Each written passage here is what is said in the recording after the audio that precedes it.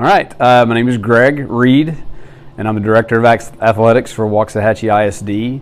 I've been with the district for 22 out of my 25-year career. Started out as a Spanish teacher and coach, and did that for 19 years before becoming the athletic director. In regards to health and fitness and how it affects my life, I would say that from an early age, my entire family, we were always an athletic group of people. I grew up watching my sister be a cheerleader, my brother play multiple sports, and my dad, I think he even played fast pitch softball until I was a baby, or I was born, and I think he stopped after that. So, I don't think they still do that anymore, but I just kind of grew into that and always a part of my life. And I was an athlete through high school, went to college, was not an athlete, then got out and started coaching. And as far as being able to associate how important fitness is with your job, is I think when you're on display for students, especially athletes, there's that need of a credibility for people to understand and trust what you're bringing across is what's important to get this done, to be an athlete, to be an elite type of health so that you can perform at a high level. I think it becomes valid. Now, I started coaching at the junior high, which is what you typically do to work your way through as you come into high school and even college if that's your desire. But when we develop younger students, I think it's even more important. I have a 8th grade son myself who's an athlete, plays baseball and runs track and plays football. And it's funny how just last night my wife said something to me. I went to go swim the other night, and he walked in the room and said, it's cool that Dad does what he does. And it wasn't prompted, it wasn't anything, it was just a comment he made. So it's cool to hear him make those kind of comments, because I think in our daily lives, that's not why we're doing it, but it's a reminder of the people we influence along the way. So all through coaching, I wasn't always say I was in the greatest shape I've ever been in my life, but as time progressed, you find that to be good at your job, you need to be healthy, spiritually, physically, and try to feed myself with both of those more than anything. I think if I can give somebody my very best every day, then that goal of reaching the people I need to help, serving the people I work with every day, to give them my very best, I need to be at my very best, both spiritually and physically. And so just in the last couple of years, I've been more specific in some different areas, starting with cycling, and then through some friends that I've met over the years, including Michelle Cozine and her husband, you get kind of got trapped into doing some other things, and did my first triathlon back in July. And in training for that, I noticed over the course of the summer in doing that it just makes you more alert. I think that when we feel like we're fit, we feel like we're in decent shape, and we have the energy levels we need, it just makes us more productive in our job. It makes us a better example for not just adults, for students, because I am still in the student business, but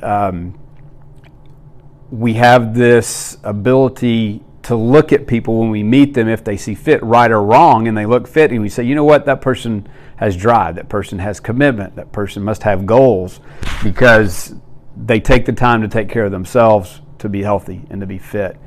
And so I don't do it for any reason other than I do have genetically high cholesterol. I guess my dad's fault. And so at an early age, at an early stage in my life, probably around 32, 33, went to have my blood checked, and cholesterol was just off the charts. The doctors were looking at me like, how are you even alive? And they made me go do it again. They accused me of drinking Gatorade before I did the blood test, and so they put me on medication. And from that point on, I was like, I don't want to be on this medication my entire life, so what do? Well, one of the ways to do it is to exercise at a high intensity level. And I got to the point where the doctor actually let me get off of it for a little bit, but what I was doing, I could not sustain that for a long period of time. So I backed off of that. I still take it, but I still don't have to take it in doses that I have. So I do it for that. I do it for my family. I do it for the people that I work for and I work with, because I want to be able to give the very best of myself every day. And I think that starts with how I feel. and how I feel like I can approach the day and have it with energy and have it with passion, and do it with clarity in my mind and, like I said, the energy level that I have to do it, because it can be demanding. Okay, so right now, actually this week, coming up here, first week of September, I've got another sprint triathlon we're going to do in Plano, and then which is Labor Day, and then next week we're going to Tyler, and we're going to do one in Tyler, another sprint, with the goal of hopefully maybe doing an Olympic next summer if I can get there. You know, it's not hard. I believe anybody can do it, and I tell people that all the time. I think there's nothing special about somebody that can do a triathlon. I think there's something special about somebody that can do an Ironman because that's a whole different type of training. It's a whole different level of commitment. But, you know, to me, it's just I don't get to coach in a competitive environment anymore. So I got to feed my desire to compete a little bit and release some of that adrenaline and have a good time, and I found it in doing that. And even with the friend of mine that I did the Waco with, you know, he beat me by 30 or 40 seconds, but it's only because I had to stop for a flat for like 60 seconds, and that was the difference in the race. He didn't like me telling that story, but that's the truth of it. But you know, and then from there, do you have the goal of wanting to do an Ironman? Absolutely. I think ultimately I like to do that, but I turned 51 in October, and you know, I don't even have any intention of slowing down if I can stay healthy. But that would be the goal, at least long term. We'll see if I can reach it. It's a lofty one in my opinion, because it takes a lot of time and a lot of effort to train for that level of competition. The question of why do you do it? Why do you do something? And again, like I said, it's simple. A sprint triathlon is not, anybody can do it. And I'll say that again. But you know, the reason I do it is I do it for my family. I do it to stay healthy. I do it so that I'm committed to something. I have goals. I have a reason and something to achieve every morning when I get up, whether it's a true training day or it's just a day to get some exercise in. So, and I do it so that I can be my very best for people every day. And if I can't be my very best for people every day, then somebody's going to be let down. And I need to be able to provide that when I walk in the door in any situation with students or with teachers or with other coaches or administrators, whatever that is, or the community. So I want to be at my best when I get there. Probably just when you're around people that do it, you hear about it. In the back of your mind, I mean, I've always gone, well, I can do that. That's not a big deal. So what it is, it's really saying, okay, I'm going to commit and I'm going to train to do what you have to do. Again, there's not an overabundance of training you really have to do for a sprint. Anybody can do it. But I didn't want to just do it. I wanted to be on the podium. So I had a different perspective of how I did it. I didn't make it in that first one. I think I was sixth, and I was way too far. I was probably 10 minutes off the third place spot. But ultimately, it was probably David Garcia telling me over and over again, or asking me over and over again if I had signed up for the Waco Tri in July. And I think he started asking me that in March.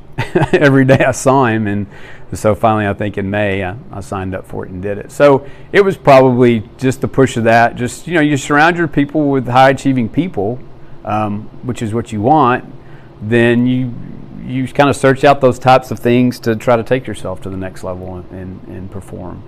But it is about the competition, but it's more about the competition with myself, I think, and improving and being better, because I think if we stop trying to improve ourselves in whatever way that is, then, you know, that's when we start sliding backwards and we can't be our best every day. I'd say do it. Don't stop thinking about it. Start tomorrow. Go home, write a plan, type a plan, you know, put it in your notes on your phone, whatever it is. Do something so that you physically have to see that you've either verbally committed to another person, or in my case, where I just put it in my notes and I said, for the next 6 weeks, these are the things I'm going to do. And when you establish a plan and you start chewing it off, you know, one small bite at a time, I think you accomplish it.